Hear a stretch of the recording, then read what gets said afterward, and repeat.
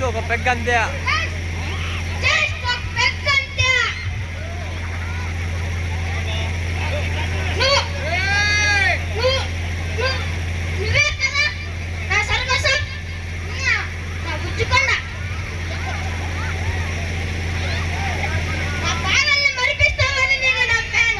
అందరికి బుద్ధిముండరే అదే.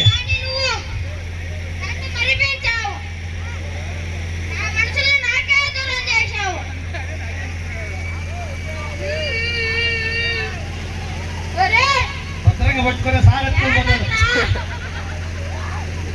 నాకేం కాలేదు. అమ్మ ఎక్కడ? ఇంట్లో గిన్నెలు కూడా వేశాను. సంతరే అవును, నీ కొనే పుస్తకాల డబ్బులతో కూడా తాగేశాను. నేను ఎదవని కాదు.